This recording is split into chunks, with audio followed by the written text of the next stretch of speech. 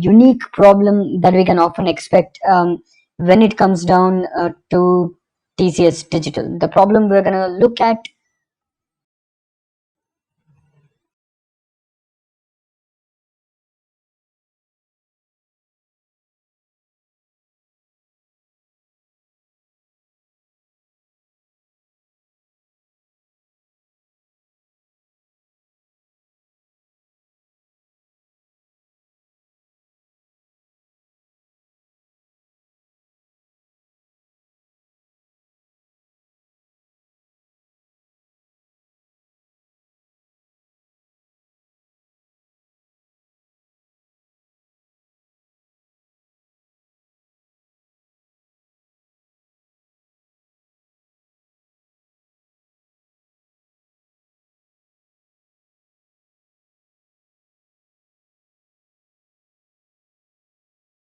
So, hey students, and welcome to today's session. So, let's begin without any delay.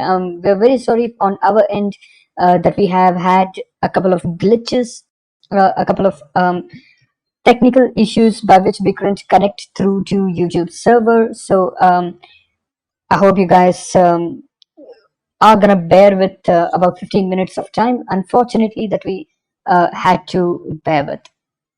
So let us continue ahead from here and go on to solve a very important problem when it comes down to TCS Digital. We're going to go ahead and take a look at a very common problem that has been asked a few times, that has been asked a fair amount of times when it comes down to interviews. That is called LAPINDROME.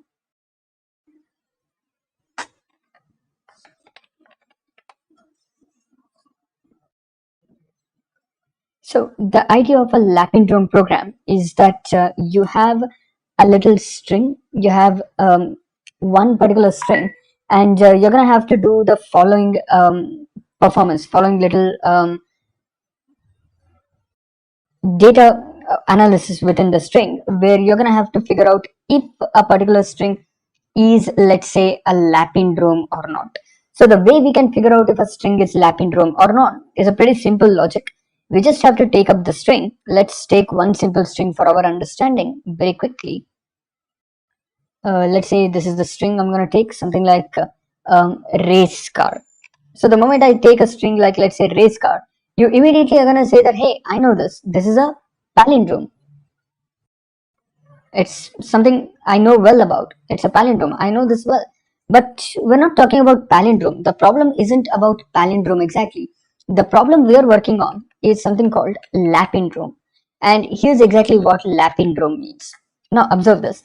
A palindrome is where when you have an image and you split it from the middle, the left half of the image will be a mirror image of the right half of the image. This is exactly what we call as palindrome. Whereas lapindrome is something entirely opposite to it. So the basic idea of lapindrome, on the other hand, is this. You have a string. The moment you, let's say, split the string, the left half of it and right half of it should be anagrams of each other. This is the whole idea of a lapindrome. So the simple difference is this. A palindrome is where you've got a string and the left half of it and right half of it are basically mirror images of each other. Whereas when you talk about a lapindrome, we are not talking about mirror images. Instead, the left half of it and right half of it should be anagrams. So let's take a look at what exactly this is. So to understand this, we first need to learn what exactly is an anagram. So an anagram is a word, or let's say two words. And anagrams are two words which if you write them out, like let's say heart for instance and earth. Now both of these strings have same characters, exact same characters, but only the order of the characters are different. The characters are same, but the order is different. So this is exactly called a lapindrome. So in this scenario, this is exactly called an anagram. So we're going to use this concept of anagram to identify lapindromes in our scenario. That's the main concept that we're going to look at. So let's take a look at this. So an anagram is where you have at least, let's say, two strings which have same characters but in different order of the characters. The characters are same, but the order in which they're written is different. Whereas a lapindrome, one more example for anagram before we go ahead, you can take something like, let's say, teacher and cheater. These are anagrams as well. One more thing like eight, eat, or something like, let's say, dormitory and dirty room. All of these are anagrams. Now, instead of giving two strings, the input will be.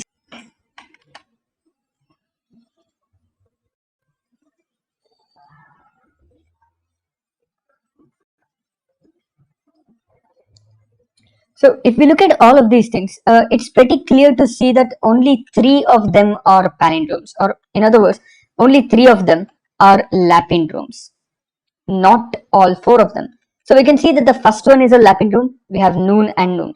If we split it by half exactly, our first half of the string is going to be exactly same as the second half of the string. There's no doubt about it.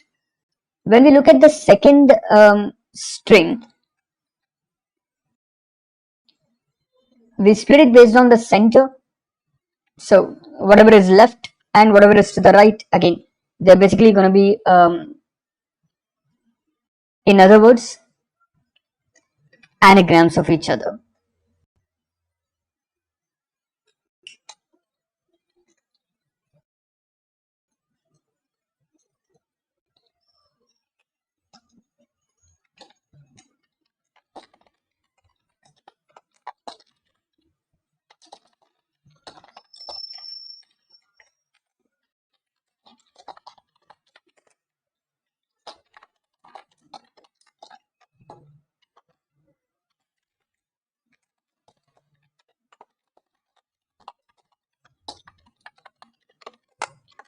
So my simple question here for you guys is to figure out which of these four strings are lapindromes. Let's take a look at this. So if there has been a few glitches due to some issues we're not entirely in control of, so very sorry for that. I'm unsure as to why that has been happening. So let us continue ahead and let's take a look at this. So in short, if any one of you found it a little difficult earlier on, here's exactly what a lapindrome is. A lapindrome is a single string where first half of the string and second half of the string are anagrams. That's it. That's the basic idea. First half and second half are anagrams. Now in this, what I mean by anagrams is that both halves of the string, or whenever we say anagrams, it's where we have two strings and both strings must have same characters. I'll repeat, both strings must have same characters. Like example, if I take eat and ate, both have same characters but in different orders. These are called anagrams. Or one more example, let's say dirty room, or let's say dormitory. So both of these have same characters, exact same characters. It's just the order of the characters are different. So these are what are called anagrams. Now, instead of giving two strings in this program, instead of giving two strings and asking us to figure out if these two strings are anagrams or not, what the interviewer is giving us is one string of some characters. We need to divide that string in half, exact half, take the left half and the right half and check if they are anagrams. That's what we need to do. So my question to all of you guys here is, all of you guys can put this result in chat. Which one of these is exactly not a palindrome? So not a lapindrome, not a palindrome. Which one of these is not a lapindrome? Not which one of these is a lapindrome. That's not the question. The question isn't to figure out which of these is a lapindrome. The question is to figure out which of these is not a lapindrome. So what do you guys think? Let's go one string at a time. What about the first one? Is it a lapindrome? Think through. Let's divide the string by half. When I divide the string by half, I have noon here and noon over here. So the length of the string is 8. Since the length of the string is 8, we're going to divide it as 4 and 4 characters each.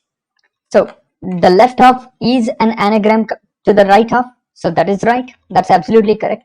Let's go for the second one. Now, the problem with second one is we have odd characters. So a lot of you have already got the right answer, that it's 4. So very glad to hear that many of you have got it right. But let's give this a try. What happens when it is odd?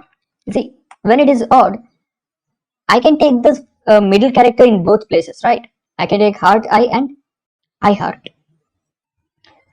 Both will be anagrams. Or since middle character is common for both, you can skip middle character in both places. You can basically skip middle character in both places, heart and let's say earth, not I heart, it is I earth. I heart is a radio station on the other hand. That's not what we are looking at. Alright, so we have heart and earth. Let's skip the middle character because odd numbers, right? So since it's odd numbers, number of characters are 11. Let's go 11 by 2. So in that case, I get 5. Basically, we get 5.5, but let's get only the integer part of it, 5. So when I get 5, you can assume that index 0, 1, 2, 3, 4, and 5. 5 is the middle character. So I'm going to skip the middle character. Everything until middle character is one string. Everything after middle character is another string. This is what we need to do. So I have one of you stating just divide and check if both strings are equal. No, it's not about equal. You need to check if they're anagrams. Are they equal here? No. It's about if they are anagrams. So that's exactly what we're going to do. We're going to try to figure out if two strings are anagrams. So third one is also, of course, true when we have noon and on. Both of these strings have same characters but in different orders. Both of these strings have exact same characters, but they are in different orders. So even here you can say they are lapindromes as well. So this is exactly what we are doing as of now. This is exactly what we are figuring out as of now. Now, for us to do this, here's what we need to figure out. Now, one thing, let's take the last one. Is the last one, the fourth one, let's take break BREAKABC. Now, in this case, this is not a lapindrome. Why is that? Because the number of characters are same, but is the order of number of characters are same, but are the characters actually same? No, they're not. So the last one is not a lapindrome. So now that we got an understanding of what exactly is a lapindrome, what exactly is not a lapindrome, remember this is a very common interview question. It has been asked a lot of times. Such questions we can expect a lot. So let's try solving this. So the first thing we're going to do to work through this is to figure out a simple logic. That is, first, before we go for lapindrome, let's figure out if we can find if two strings are anagrams or not. Let's figure this out. Then we'll think of lapindromes. All right. Because if we solve for anagrams, we can easily solve for lapindrome as well.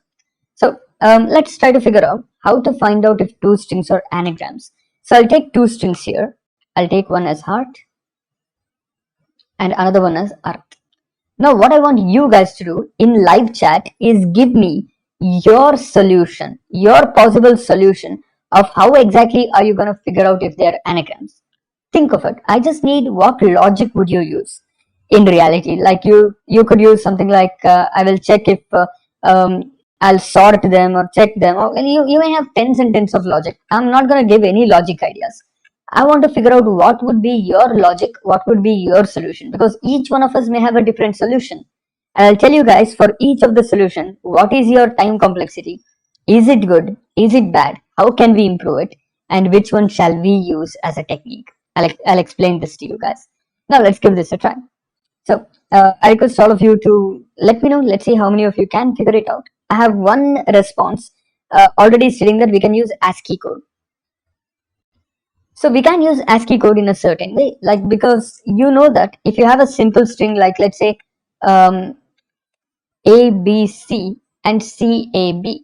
I can check its ASCII values. Like, what's the ASCII value of A? 60, sorry, lowercase. So 97. What's the ASCII value of B? 98. What's the ASCII value of C? 99. Do we have the same one here? Yes. Now, how are you going to compare them if it's ASCII value? You have to compare this ASCII value with every ASCII value here. Then you have to compare this ASCII value with every ASCII value here. And every time you're comparing, you have to cancel that out, because what if you have A twice here and A only once here? Then you're checking that A exists here, but only once. So one way to do it for you here is check if A is present in the second string, then delete it. Check if B is present in the second string, delete it. Check if C is present in the second string, then delete it. So you basically need two loops, one loop within another loop. So you're gonna need big O of n square comparison to do that. That's a lot of comparison. That's a really huge amount of comparison. We don't want to do that. So I have one more solution that I've obtained, that I've gotten here, is same number of characters. Okay, same number of characters. Think of this. What if instead of Earth is EAATH? Just because the number of characters are same, it's not going to be anagrams, right? So we can't use this scenario as well. So what else can we use? Let me wait for just a few seconds. Let's see how many of you can figure it out. I'll give you my solution in just a few seconds. Let's see. I'll give you guys 30 seconds. Let's see how many of you can figure out the solution.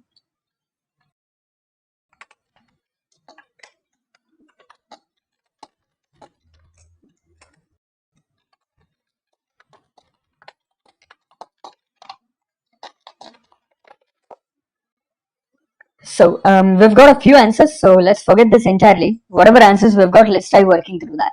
So one of the answer I've received is go for H, search H in the second string, completely search it. Once you've found it, delete it. Then go for E, completely search it. Once you've found it, delete it. Go for A, completely search it. Once you've found it, delete it. Go for R, completely search it. Once you've found it, delete it. Go for T, completely search it. Once you've found, delete it. So basically big O of n squared, somewhat close to it. Especially when the array is lengthier, we need to go through more and more operations, which we don't want to do. Other scenario, as multiple of you have stated, is that you can use something called, let me just exit this, perfect. All right, one of you have stated we can, let's say something like sort it. Okay, here's the thing. I can sort my first string. That's going to give me AEHRT. Then I can sort my second string. That will also give me AEHRT. After sorting, I just need to compare. So to sort this, I need maximum big O of n log n. To sort this also, I need a maximum of big O of n log n. And to compare, I need maximum big O of n. So if you add them all, you get big O of 2n log n plus n. This is what we have. This is one logic. So it's not so bad. 2n log n plus n is not so bad. That's all right. That's decent. But it's still not the best way. It's still not the best method for us to work through. So we need to find a different method. We need to find a very different method. So let's try to figure out what exactly can we do over here. So here's what I'm going to do. I have one more solution that I've been given. All right, let's also try this. In chat, I've given one more solution, that is add ASCII characters. All right, perfect. Add ASCII characters. I'll take a simple example. I'll take A, B, C, and I'll take A, C, B. Now, ASCII characters here is 97 plus 98 plus 99. Here also it is 97 plus 99 plus 98. Isn't the sum same? The sum is basically same, right, in both cases. So it must be a Lapindrome. Now take this scenario. This will be 97 and this will be 100. Now add them. Isn't the result same in both the cases now? So can I really add them and say the result is going to be the same? This is going to be one of the test cases. This will be one of the test cases, because we think about it. We think about such a solution This will be one of the test cases. And if we use this solution based on this test case, our logic will fail. If we don't understand this scenario, our logic will fail miserably. So we can't use addition. Now, don't say we're going to use multiplication or something like that. We need to use, because you never know. There could have a test case even on that. So to ensure that in all cases, in all test cases, in every scenario, it works well, this is what we need to do. We're not going to use hashing. I'll give you, you can think of it. It is somewhat similar to hashing. You can say it is not exactly same as hashing. So I hope I've looked at all the solutions and I've told you guys why these solutions take so much time and everything. Now I'm going to give you guys my solution for this. Here's what I'm going to do. I'm going to take an array. All right. And here's what I'm going to do. Don't worry. It's an integer array, not a character array. I'm not doing anything with the characters. Absolutely nothing.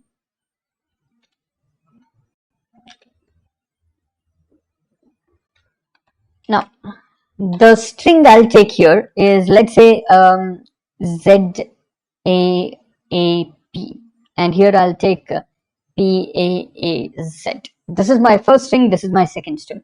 Now, what I'm going to do here is take an array of 26 in length. I'm going to take an array of 26 length. So all the values are going to be 0 in this array. Let's take indices 0, 1, 2, 3, 4, 5, 6, 7 up to 24 and 25. Since the array length is 26, the indices will go from 0 to 25. That's exactly what we have. So let's go on here and let's see how exactly we work with this. So index 0, all of these values are going to be 0. Now, here's what I'm going to do. Very simple and easy logic. Once you look at this logic, you're going to be like, hey, this is much easier than everything else. This takes much lesser time than everything else. Now, granted, for a smaller string, it may take more time, but our scenario is worst case complexity, right? What if each strings are greater than like 20 characters, 10 characters, or 15 characters? That's why we need to work through this. So here's what we're going to do. We're going to take only a single array, only one single array of 26 characters. And we're going to go through one string at a time. So I think I'm going to make one small change. Instead of P, I'll make this as Zab and Buzz. Let's keep this. Now remember, there are 26 length here for a reason. Index 0 indicates count of letter A. Index 1 indicates count of letter B. If you want, you can also take one more index and make it 1 to 26. That's completely up to us. 0 will be wasted, but that's a choice we can have. But I'll do this instead. So all of these will store the count or frequency of characters A, B, C, D, E, F, G, H up to Z. So in this case, what I need to do is go through the first string. I need to go through the first string entirely, and wherever I find that index, like for example, let's go through first string. I have Z initially. What's the index for Z? It is 25. So I need to go to 25 and increase the count by 1. Done. Then let's go for second character. I need to find its index and increase the count by 1. That is why we are initially making count of all characters or 0. Then I'm going to take next character. Again A. Let's go to that. Increase the count again by 1. Let's go to the next character. Again go over there. Let's increase the count again by 1. So first string is entirely done. After this we get null character. So it's entirely done. We were able to say, in other words, that we're able to find wherever these characters are and increase the count of these characters. Now, what do we do for second string? Think of this. Now I want you guys to let me know the logic. I'm not going to use one more. See, some of you may think, you know what, I'm going to use one more array, and for second array, I'm going to store for second array like this. And after all of this is done, I'm going to compare first and second array. If first and second array are equal, then I can say, you know what, my strings are lapindromes. I'm not going to do that. Instead, for second array, instead of increasing, I'm going to go through the same array. For second string, I'm going to go through the same array and decrease, as one of you pointed out. So I'm going to go for B here. For B, index B, whatever I have, I'm going to decrease it to 0. Then I'll go for next character, that is A. Let's go to index A, decrease the count. Let's go to the next character A. So we'll go to A and decrease the count. So it becomes 0. So if the number of times it is there in A, in first string, it's increased to 2. Number of times A is there in second string, it is decreased by 2. That's how we end up with 0 itself as the end. If the range is different, if the number of times A is available is different, if it's only available once here, then it's still gonna remain as 1 here. That's the problem. So we'll ensure that it's 0. And we'll go to index which indicates Z, that is 25, and we're going to decrease this also over to 0. Now at the end, if our entire array is full of zeros, then I can say the two strings are anagrams. We're not looking at LAPINDROME right now. Let's solve for anagrams and convert that program to LAPINDROME. So we can solve both together. You can say these are anagrams. So this is our entire logic. Now let's take a look at the time complexity here. Now what do I need to do? I need to go through first string entirely and store them in arrays. I need to go through second string entirely and store them in arrays. So to go through first string, if it has n characters, I need to go through big O of n. To go through second string, since there are n characters, I need to again go through big O of n. Then to go through this entire array, to check if all are 0, there are 26 values, I need to go through big O of 26. So worst time complexity we get is big O of 2n plus 26. Isn't this a better scenario than everything else? Yes, if the array is entirely 0, we can say it's a they are anagrams. I have one more question. What if there is any number or special characters? Then we need to make some modifications in our code accordingly. That is, if there are numbers, we can add one more array apart from it. Apart from characters, we can add one more array for numbers, or we can make some changes accordingly. But the question given here is that the string will be entirely in lowercase, and you just need to figure out if they are LAPINDROME. So if there are numbers, we can similarly do the same logic even for numbers. So if it's a character, you do this. If it's a number, you send it to another array, or you increase the size of this array itself and add it even for numbers. So we can do all these little modifications on our end, which is going to be pretty easy and simple for us to work through. So let's go ahead here and try to work through and let's say solve these over here. Now, here's the first thing we need to point out. Big O of 2n plus 26 is our time complexity. Now, let me ask you guys, let me ask all of you one question. What do you think? Is this better?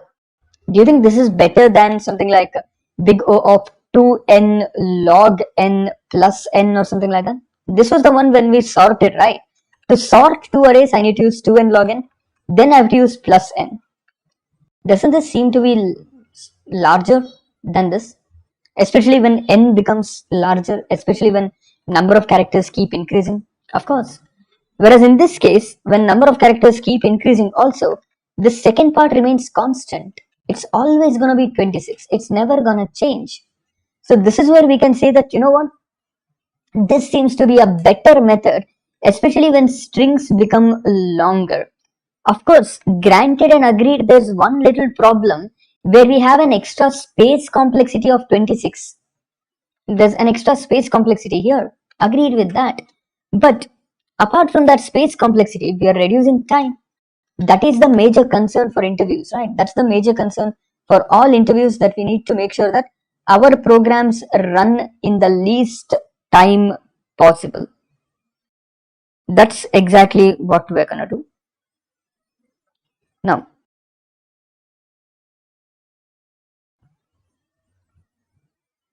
let's go ahead and try to write the code for this. Now that we have already looked at the logic, I have one question. So no, we generally don't write the number out of O. See, whatever is in the bracket, that is represented as the, let's say, time complexity. If you want to multiply it with 2, you can write big of 2 into n plus 13. You can do it like this. But don't take 2 outside, because this is the notation. And inside the notation, you can figure out how many characters or how many steps you need to take. So this is our time complexity. Let's try solving this. Let's try solving this in all 3 languages, that is C++ particularly, and Java and Python as well. Now, first thing, let's start with C++. I'm just going to use IOStream as here, and using namespace standard.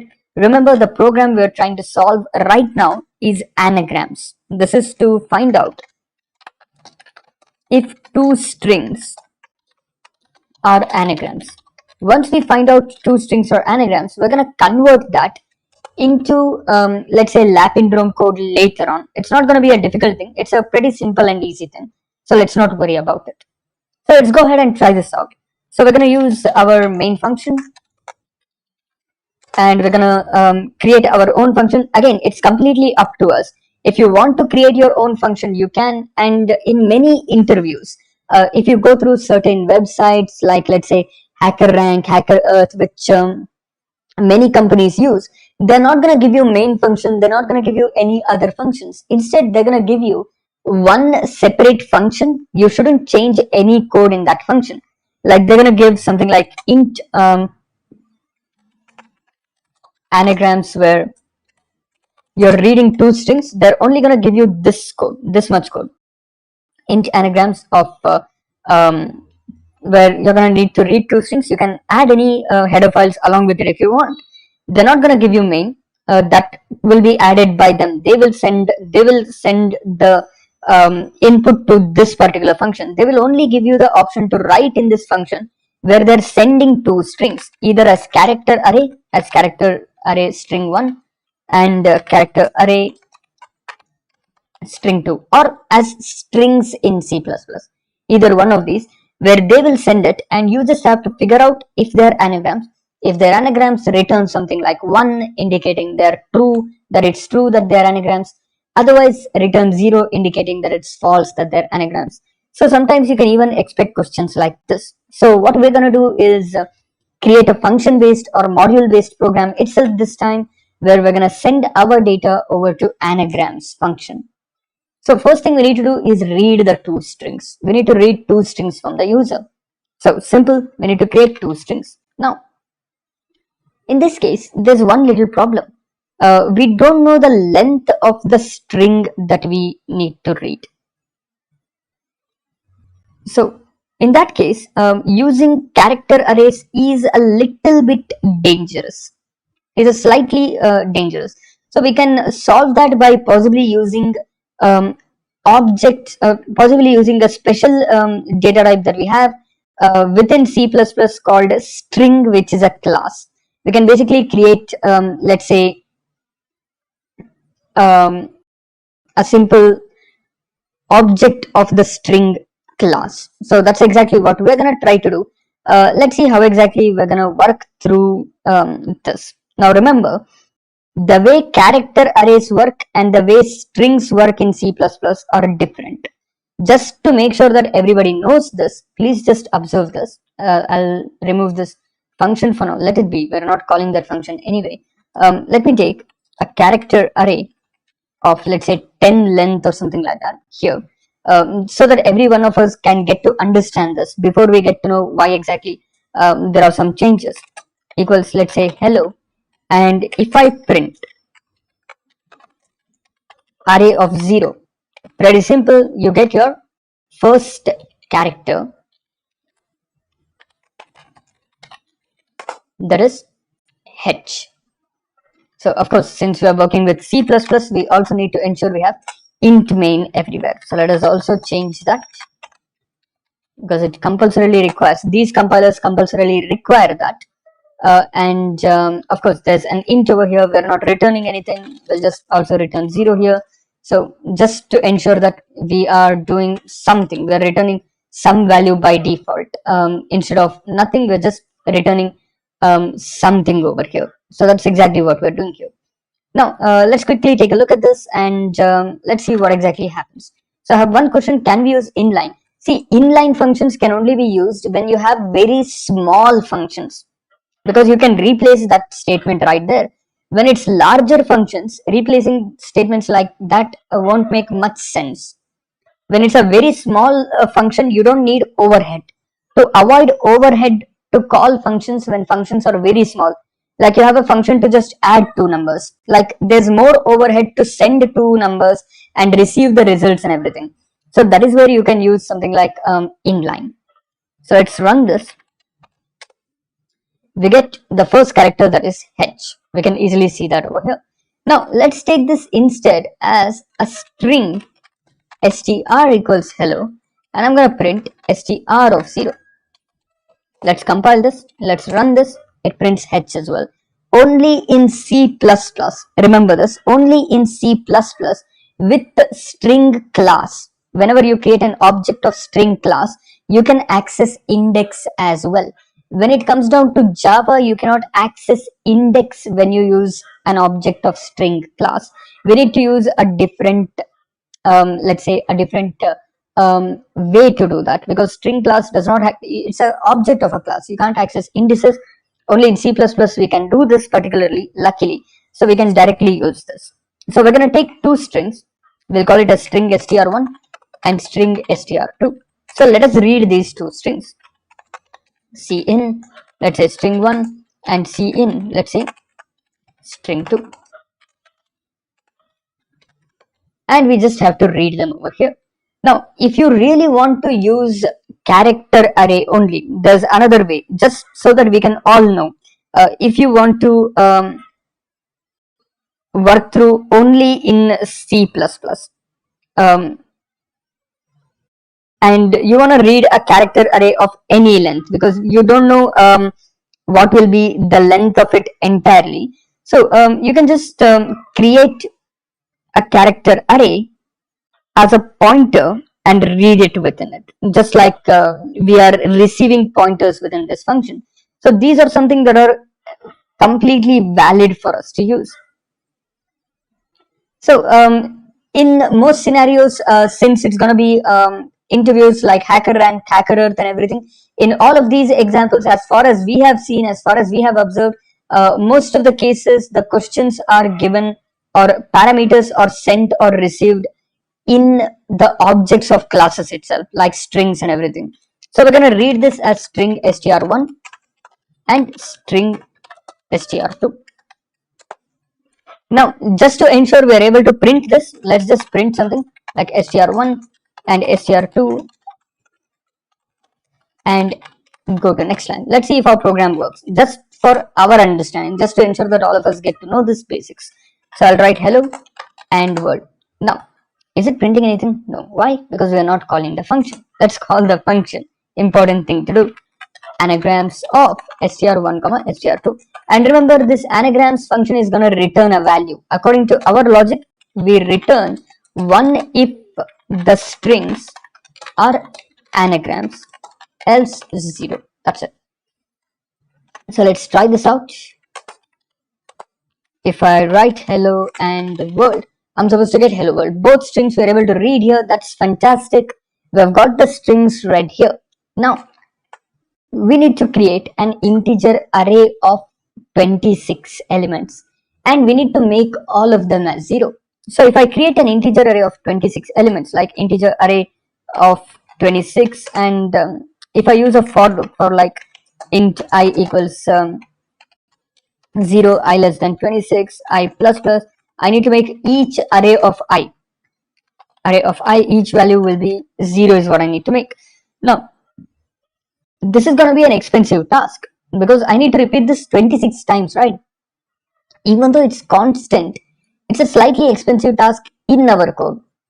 Now, we can make this very slightly less expensive, very slightly. What we're going to do here is call this as a pointer, and we're going to use calloc function. Remember, calloc will allocate memory to your program wherever you want dynamically, and in that dynamic memory, it's gonna set the values to 0 by default. Even here the memory manager itself is working, but your program doesn't have to send individually. Your program doesn't have to send individually every single value over there. Now I have one of you stating one more logic. What if I do array of 26 equals 0? Yes, this can be done. I'll explain why I would not do this. Think of this. In my scenario, if I set array of 26 equals just 0, this means 0 will be set for the first index, that is index number 0, and rest all indices until 25 will be set to 0 by default. That again our program is doing internally. We can do this. Again, there's not much difference because our program itself will set all values to 0 individually. Or we can also use calloc function to ensure that we don't have to set individual values, and our memory manager will itself set each block. So we can do both of them. Any solution would work fine. There is not much difference in terms of time complexity when we go through this. There's really not much difference. So one question, how can we do this in Java code? We will do it. Let's continue C++ program. And after this, our next tasks are to do the same programs or same programs over in Java and Python, where we'll learn how exactly we're going to do this, how exactly we're going to solve this in a much different and much better way. Now, let's assume we have already set all of these values to 0. Now we have to iterate through string 1 and string 2 completely. We have to go through both strings entirely, one character at a time. And we have to update our array. Now, before this, we have some test cases. Remember, the first test case that we need to know, is according to the user, there's only going to be lowercase characters. According to the input, there will only be lowercase characters. If according to input, there will be uppercase characters as well, we will make that modification in our code right away to show you how that will work as well. We'll do both modifications. Simple and easy work, not to worry at all. But for now, let's think of this. Now, if the two strings are not equal in length, do I need to perform anything? Absolutely not. There's nothing that I need to do if the length of the strings are not equal. So, we need to use certain functions to ensure that we need to use certain codes here to ensure that the length of the strings are equal. Only then we will perform our operations. If the length of the strings are not equal, we're not going to do any operation. So first thing we need to do here is if str1 dot length. Again, remember, it's completely up to us to use either length function or size function, because depending on certain C++ compilers, we can either have length or size as the functions we can use. Most of the times we generally use length itself, so we're going to stick to this particular function, that is length. I have one more question. We could put it in global variable, that as well initializes to 0. Yes, glad to hear that you guys are getting different logics, different ideas. You can make it static, you can make it global variable. All of these can be done. But if you make it static, remember the difference between static variable and a static array. Just think through once, see whether it works. I'll leave that question to you. Just create a static array of some elements and try to print each value. Just give it a check as to what exactly happens over there. So let's go ahead and give this a try. Now, here we need to go through the length. If the length are not equal, we are not supposed to do anything. If the length is not equal to string2.length, then I don't need to go ahead at all. Also, there's one more scenario. What if length of the strings are 0? This is one test case which most of us don't even think about. What if strings are empty? What are you going to do then? Absolutely nothing, right? If it only has null character, I can't do anything. So same way, if string1.length is equal to 0 or string2.length is equal to 0. If any one of these three conditions are true, we shouldn't continue ahead. We should just return 0. Otherwise, let's just return 1 for now. Let's look at these test cases. We'll do one step at a time. Let's start with this test case. If the strings are unequal in length, they cannot be anagrams. And if any string is empty also, we don't need to check whatsoever. That is when we are returning 0, otherwise we are returning 1. So in our function, I'm just going to put it in if condition. If this particular function returns 1, then I can print for now they're anagrams. Now it will print that they're anagrams when both strings are equal in length. Let's worry about that later. Else I'll print here not anagrams. Let's see if this works. So I'm also gonna use hash include string just in case. So let's compile this and let's see what happens. I'll run it, I'll type hello and I'll type words. Now since the strings are unequal in length, it's gonna say not anagrams. I'll run it, I'll just do nothing. It keeps waiting for me to enter something. So I need to enter some characters whatsoever. So let's just try one more scenario. If I type hello and world, now that the lengths are equal, it's going to say they're anagrams. So our program will only continue running here if the length of the strings are equal.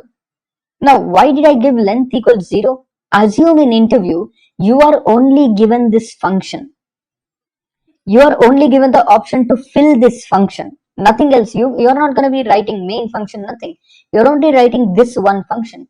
What if the string passed itself is null string? What if the string passed itself is empty string?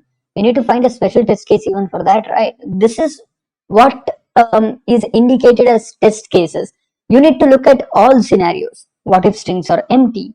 What if strings have some values? What if strings are equal? What if strings are unequal? What if strings are equal and then the order of characters are different? You have to look at all the scenarios and then create your perfect code. So that's what we are trying to do. This is if strings are unequal in length or empty, we just leave it. Otherwise, on the other hand, if the strings are not unequal and in other words they're equal, then we need to take our array, our integer array, and we need to start solving this. Now if you really want, you can also make one more scenario, that is you can check if the length are equal or not directly in main function. That can also be done. Now I'm just going to make one small change.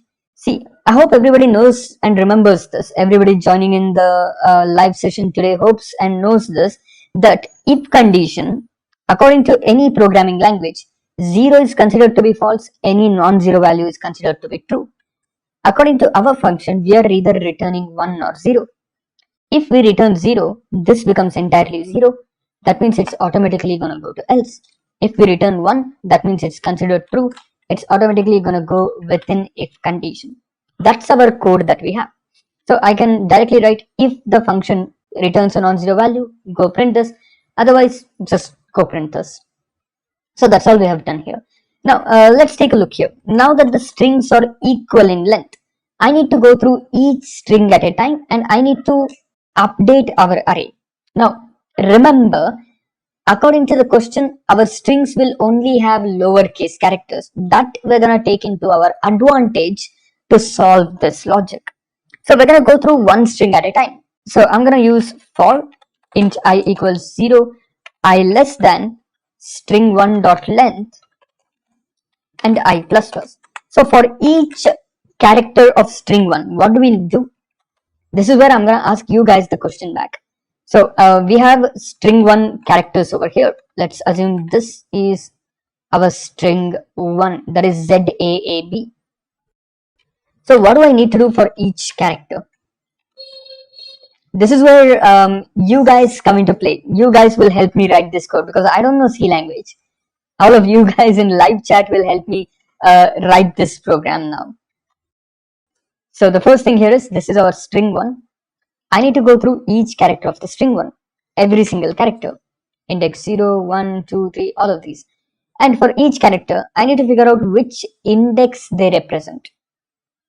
So the moment I read this character, I need to know the index it represents.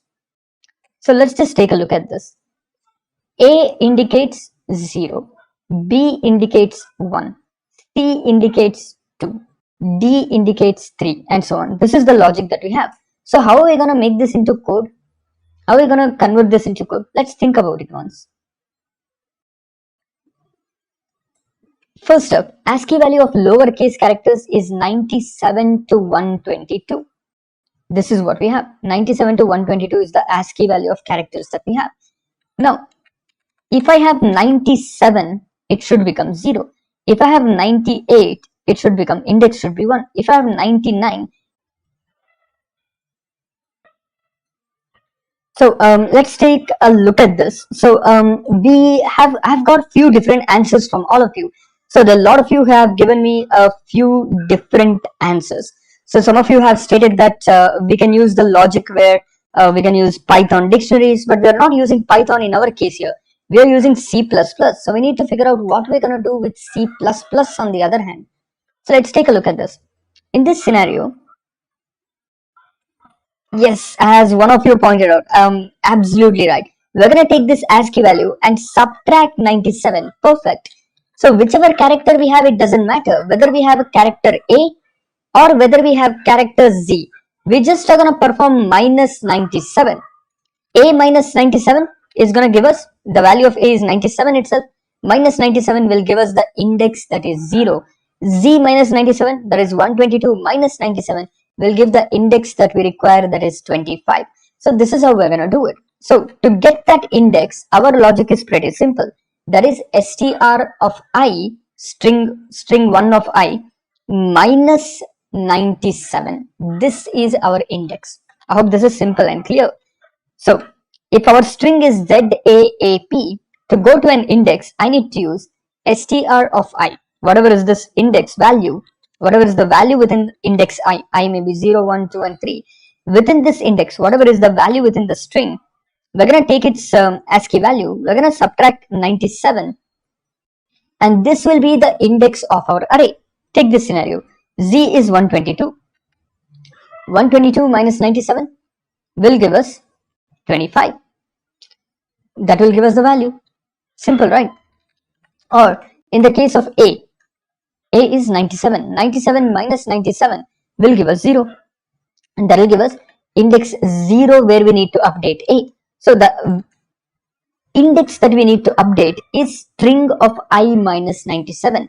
If this is slightly confusing, I request all of you to go through this once, check it out later on again, and try to watch this, try to trace it simultaneously so you can get a better idea on how to solve this. But this is the basic scenario. Our index itself is string of I minus 97, as one of you rightly pointed out. So we're going to take the same thing here. What we're going to do here is array of string of I minus 97. I'm going to increase it. Whatever that value is, whatever the value is in that index, I will increase it by 1 for my first string. So in this case, for my first string, wherever Z is, it goes ahead there and increases, let's say, the value over here, which is going to be from 0 up to 1. And for A, it's going to go ahead here, increase the value again 0 up to 1, because 97 minus 97, we get index 0. Again for A, we're going to increase this up to 2. Again for B, we're going to increase this up to 1. Why B will go here? Because index of B, ASCII character of ASCII value of B is 98. 98 minus, let's take 97 is what we are subtracting constantly. That gives us index 1. That is what we're going to update. So once this is done, what do we need to do for second string? We need to decrease. Now, let me ask you all one simple question. Are the length of strings same when we go ahead in this for loop? If the length of strings are not same, we are returning 0 in prior, right? So this will only happen only if strings are equal in length. That's when we come here to this code. So in this code, I can copy this code and paste it separately here and write that for string 2 we can do this. Like this is for string 1. For string 2 we can do this by reducing it. Or I can do one small change. Since string 1 and string 2 are of same length, they're not of different length, I can combine these two lines. That's what we're going to do here. Since string 1 and string 2 are of same length, it doesn't matter if I use string 1 dot length or string 2 dot length, because if they're of different length, our program returns 0. Only when they're of same length, we go here. For each character in string 1, we're going to increase. For each character in string 2, we're going to decrease. So what did we do here? From our code, which had big O of 2n plus 26, we made it only n plus 26. Instead of big of 2n plus 26, instead of having two for loops that repeat n times, we've made it only one for loop. Because we know both strings are equal in length, only then they're going to be anagrams. Once this is done, we're going to have to go through one more for loop for int I equals 0, I less than 26, I plus plus. That is within our array. Now, this is where I'll take your help. I'll take all of your help. Now, if array of I is not equal to 0, what am I supposed to return? This is where I'll ask your help. I find C++ a little difficult. So I'll ask your help now.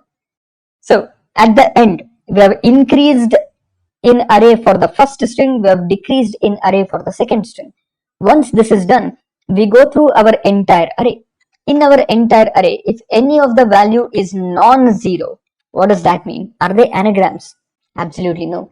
Since they're not anagrams, I can directly say return 0. Only on the other hand, only in the scenario that we successfully exit the for loop, only when we successfully exit the for loop, then I can say that they are anagrams. So this is where I'll write return 1 here, as we have written already. So this is how we get to know if two strings are anagrams or not. This is only for lowercase. But remember, our problem is for lapindromes, not anagrams. Let's just give this a try. Let's compile this and run this. I'll give heart and earth. It says they're anagrams. Let's run once more. I'll take heart and EARTT. This is not an anagram. So our program works perfectly, but only for lowercase characters. Because if you try for uppercase characters and lowercase characters, it's not going to work. So this is where you need to change. I have one of you stated else continue. See, I'll just give you a simple logic. You don't even need to continue otherwise. I'll explain why exactly you don't need to continue. See, in this scenario, observe this. In our case, we have this array, and our array goes from index 0 to 25. Alright, so anytime one of them is not 0, we directly exit back, right? We don't even need to check further on. Anytime one of them is not 0, we directly exit. But if it is 0, then it will never enter this if condition. It will automatically go to next iteration. So we don't need to specify continue. So we can do it as it is. Only when this for loop exits successfully, that means all of them were 0. It never executed return 0. Then we go ahead here and return 1. This is our simple program on how to find two strings or anagrams or not. So what we're going to do is implement the same code even in Java and Python, and then we're going to convert this code over to, let's say, our updated version where we're going to try to find out if they are lapindromes or not. So I'm just going to share the link for this program right now so you guys can access it. So again, just to point out, these are the kind of questions you guys can possibly expect when it comes down to interviews like this, because there are a lot of cases like anagrams and everything, which we generally don't learn in our regular classes, which we don't learn in our colleges and everything. And these are the kind of things where the logic is different and such questions are often asked. So it's pretty important for us to learn these kind of programs and try to be as good as possible to solve them. So we'll just share the link in the chat, live chat for you guys, so that you can access the same program and be able to work through this in time. So by tomorrow's session, if you feel like you're confident enough, what you can also do is take this code, try to figure out if you can convert it into Python and Java in the most efficient method possible. So you guys can even give that a try. So that is what I would suggest all of you to try and work out through. So with this, we'll end our session here today. I have one question.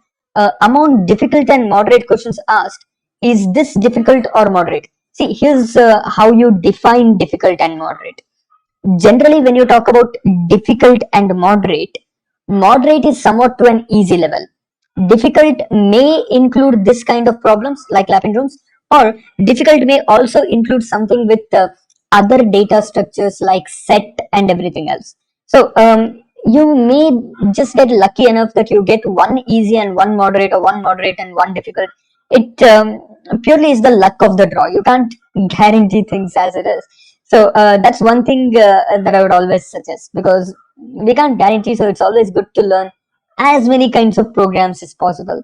So with that, I would like to end this session from our side. So thank you for joining in to Quant Masters digital training sessions for TCS Digital.